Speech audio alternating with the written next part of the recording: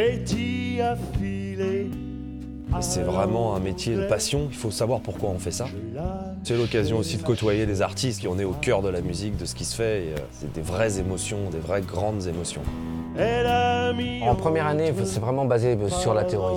Ils ont un petit peu de pratique parce qu'il faut qu'ils sachent comment on câble un ampli, comment on câble une console. Il faut qu'ils comprennent le cheminement des signaux, du micro dans la console, vers les amplis, vers les crossovers, enfin tout ça, vers les haut-parleurs. Ils font de l'installation au Rex, de l'installation comme on pourrait faire dans une boîte de prestations, des choses comme ça. Et en deuxième année, là, ils sont devant la réalité. Parce qu'ici, on est équipé vraiment comme une grosse salle, quoi. Donc, quand ils viennent au plan, ils refont un petit peu la même chose, mais vraiment en situation, et surtout, on leur apprend à exploiter le matériel. Où ils doivent se comporter comme s'ils étaient déjà ingé son, quoi. Ils doivent faire des retours, ils doivent faire un son de façade, ils doivent faire des bons choix de micro, des placements de micro, gérer les emplacements des wedges, des retours. Là, ils sont dans la réalité. Je suis Benjamin Feuillade, j'ai été formé à l'EMC, j'ai fait de la tournée depuis, notamment Fefe, Lerita Mitsuko, enfin, voilà. J'aime bien transmettre ça en fait aux jeunes élèves qui arrivent. Moi, j'ai travaillé sur des grosses scènes avec des grosses consoles et un gros groupe avec Jean-Louis Aubert, Indochine, Paul Persson. Ça m'a appris. Je faisais beaucoup de retours en fait. Et je me suis rendu compte que quand on veut faire des retours, d'un seul coup, quand on se retrouve devant, c'est très facile. Parce qu'on a un seul mix à faire. On entend parfaitement tout ce qu'on fait, c'est le confort, quoi.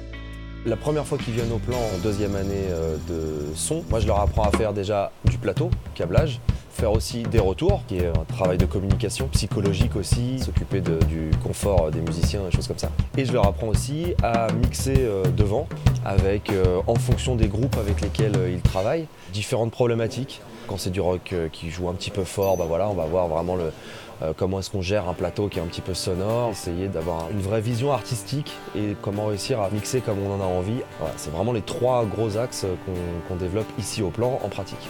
L'intérêt, c'est d'être confronté à la réalité de ce que c'est qu'une scène. Et surtout, ils ont du temps où ils peuvent essayer des micros, essayer des techniques, essayer des placements avec des outils qualitatifs, des consoles SSL, des choses comme ça. Et ça, c'est une vraie richesse parce qu'ils se forgent eux-mêmes une espèce de catalogue de possibilités en fonction du résultat qu'ils veulent obtenir. En fait. Le partenariat entre l'EMC et le plan est devenu vraiment intéressant maintenant parce que techniquement, on a poussé les choses vers le haut. De manière à faire par exemple de la vidéo maintenant. Pour faire quelque chose encore plus en situation, encore plus abouti et tout ça, donc c'est assez intéressant d'avoir ces deux pôles en fait.